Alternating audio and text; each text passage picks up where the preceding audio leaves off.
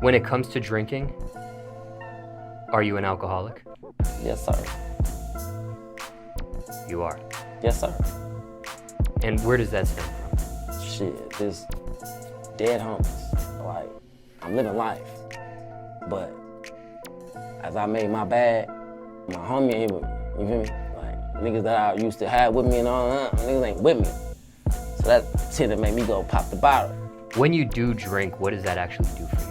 Nothing. Just give me a little buzz. Give me cursed out. Crazy ass text messages. You know what I'm saying? Just fuck off of myself. You know what I'm saying? I could have been sober, but I'm still hurting. And that lead me to go do all that. And I seen you doing that, but niggas don't know my pain. You know what I mean? I got pain, bro. I got pain. Have you ever tried to get help for your pain? Hey, what's going on, y'all? This is Hanif Satterfield with Sobriety in Black. And in the previous clip, you saw West Coast rapper Slim 400 discussing his alcoholism and the things that led to it. Now, there were a few interesting things about this video. First of all, I commend Slim 400 for being honest about his alcoholism. When DJ Smallz asked him if he was an alcoholic, he very quickly was quick to admit it by saying yes. That is the first step towards recovery. It's the first positive step in leading in the right direction towards living a life of sobriety, is admitting that you have a problem. There are a lot of people that walk around, and it's easy as a celebrity, you've got money, status, a whole lot of yes men. It's very easy to then turn around and say, hey, I have no problems, especially when you've got crews of people and fans, females, you know what I'm saying, telling you that everything you're doing is correct, and you get views every time you hit YouTube or, put out a new song. It's very easy to get caught up in that, and to humble himself and be honest enough of himself to be aware and to admit publicly that he has a problem with alcohol is something that's to be commended, especially in his position where he can influence others that may be less apt to come out and admit that they have a problem, figuring if this man can do it, then I can do it. I can come out and admit it. And so I commend him for being man enough to admit that he has a problem.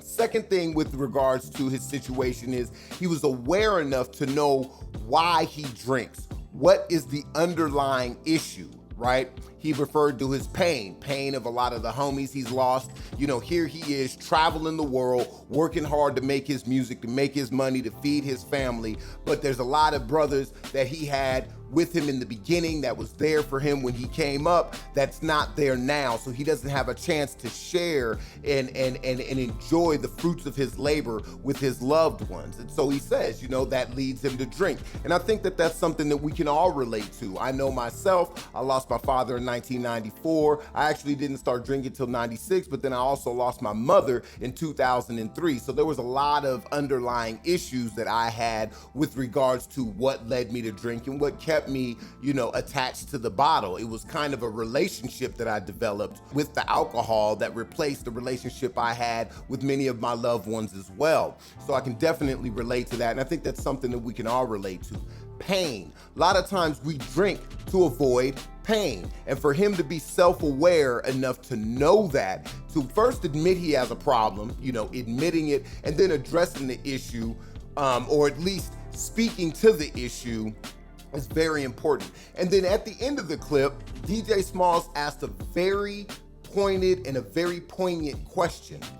He didn't ask him if he had addressed his alcoholism. He asked him if he had help addressing his pain. And I think that really speaks to what you have to think about in your road to sobriety. It's not just addressing the fact that you're drinking, but also addressing what leads you to drink. What is it? In Slim 400's case, he said it himself, it was his pain, right? Is at the center, whether it's avoiding the pain, using the alcohol to numb the pain, right? But he was very self-aware in saying that. And that's something that you want to think about in any addiction, whether it's a drug, whether it's alcohol, whether it's food, sex, many things you can be addicted to. But when it comes to it, if you're going to address it in order to stop it, one of the things that's going to help prevent relapse is addressing what causes you to go to your addiction. whatever it is, you have to address those as well. Because if you don't address those underlying issues and they persist, if they're still around even after you quit, it's going to be much tougher for you to stay consistent in your sobriety, and there's a higher chance of you relapsing. And that's where therapy, getting help, developing a support system comes into play. One thing I would definitely say, with Slim 400 is, if he's an alcoholic, like I was an alcoholic, most alcoholics, we hang around people who do the same things we do. So most of our friends are going to be over drinkers as well. And it speaks to what you have to do once you've admitted you have a problem, once you address the underlying pain, right?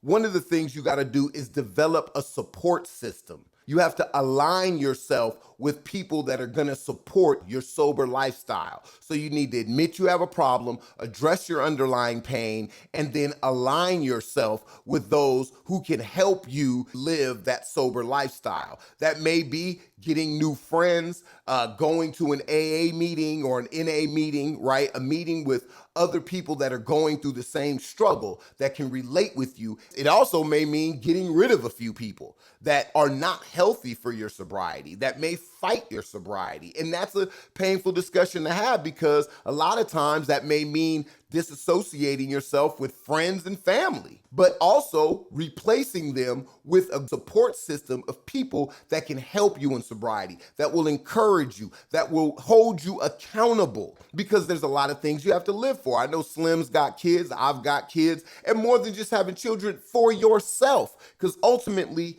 you got to do it for yourself first, above and beyond anything else. So those are the three things that I got out of the video, and hopefully it'll pour into you. I'll leave a link to the original DJ Smallz interview in the description. Watch it and you can see how he answers the question at the end. Has he had help addressing the pain? So again, to recap, admit you have a problem, address your situations, address the triggers and the underlying factors that lead you to your addiction, and then align yourself with people who are going to support your new, healthier, improved lifestyle. A lifestyle that's sober, clean, without the need of alcohol or drugs. All right?